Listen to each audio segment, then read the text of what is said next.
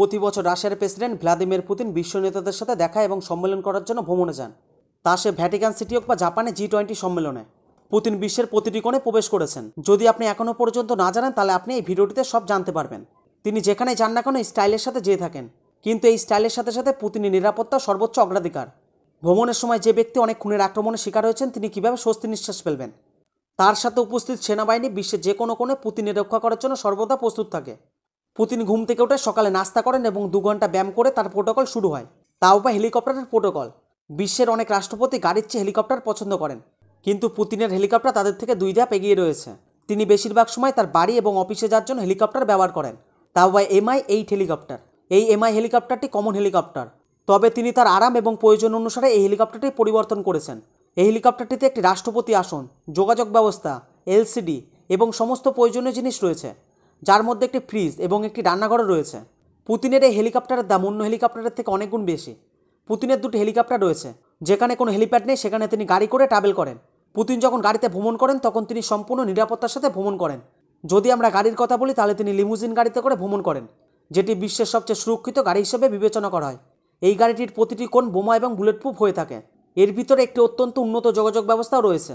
আক্রমণের কারণে এই গাড়িটির টায়ার ফেটে গেলেও এই গাড়িটি 80 কিলোমিটার গতিতে 30 কিলোমিটার ভ্রমণ করতে পারে। যখন পুতিনের গাড়ি চলা শুরু করে তখন 4 সাইড থেকে স্কোয়াড করা হয়, এবং এনারা কোনো সাধারণ চালক নন, বরং উচ্চ প্রশিক্ষিত অফিসার, যাদের প্রশিক্ষণে 10 বছর সময় লাগে। এবং চালকেরা ড্রাইভিংয়ের পাশাপাশি কমান্ডোতেও প্রশিক্ষিত এবং যে কোনো অবস্থায় পুতিনকে সুরক্ষিত রাখতে সক্ষম।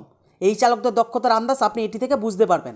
এই চালকরা একই সাথে গুলি চালানো এবং বিপরীত দিকে গাড়ি চালানোতেও বিশেষজ্ঞ। ভোটের জন্য বিদেশ ভ্রমণের আগে তার নিরাপত্তা কর্মী, চালক এবং এই লিমুজিন গাড়িটি তার বিমানে করে নিয়ে যাওয়া হয়, যেখান থেকে তাদের যাত্রা শুরু হয়। পুতিনের যাত্রা শুরু থেকে শেষ পর্যন্ত এমনকি ছোটোখাটো জিনিসও পূর্ব পরিকল্পিত। গাড়িটি কোন লাইনে চলবে, কোন গাড়িটি সামনে থাকবে এবং কোনটি পিছনে থাকবে, কোন গেট থেকে প্রবেশ করা হবে, কে দরজা খুলবে এবং কে কী পোশাক পরবে, এই সমস্ত গুরুত্বপূর্ণ বিষয়গুলি নিরাপত্তার জন্য পুতিনের টিম প্ল্যান করে রাখে। একটি পদক্ষেপে যদি ত্রুটিযুক্ত থাকে তাহলে বিপদের ঘণ্টা বাজতে শুরু করে।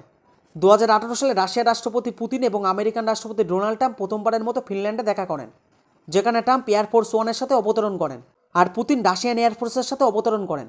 এই বিমানটি ইলিউশন IL-96-300 পাম নামে পরিচিত, যা বিশেষভাবে রাশিয়ান রাষ্ট্রপতি ভ্রমণের জন্য তৈরি করা হয়েছিল।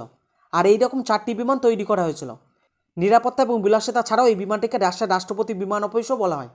এই বিমানটির ভিতরে সব কিছু আছে, নিরাপত্তা সংস্থাগুলিকে আদেশ প্রদান থেকে শুরু করে পারমাণবিক অস্ত্র বিক্রি পর্যন্ত।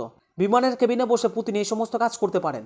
এর পাশাপাশি এই বিমানটিতে একটি অত্যন্ত উন্নত এবং আধুনিক যোগাযোগ ব্যবস্থাও রয়েছে, যার মাধ্যমে যে কোনো উচ্চতা থেকে বিশ্বের যে কোনো কোণে গোপন বার্তা পাঠানো যেতে পারে।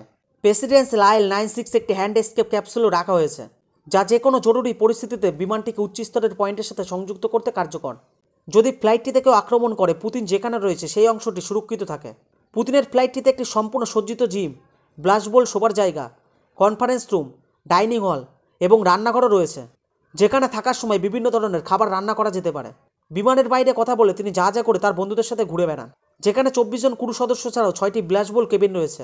জলের ভিতর হোক বা আকাশে, যখনই সে ভ্রমণ করেন সেই স্টাইলের সাথে ভ্রমণ করেন এবং মানুষজন তার স্টাইলটি পছন্দ করেন। তো বন্ধুরা, এই ছিল আজকের ভিডিও। যদি ভিডিওটি ভালো লেগে থাকে তাহলে ভিডিওটিতে একটা লাইক করে দেবেন, আর যদি আপনারা আমার এই চ্যানেলে নতুন হয়ে থাকেন তাহলে চ্যানেলটি সাবস্ক্রাইব করে দেবেন। তো দেখা হচ্ছে পরবর্তী এপিসোডে, ততক্ষণ পর্যন্ত ভালো থাকবেন, ধন্যবাদ।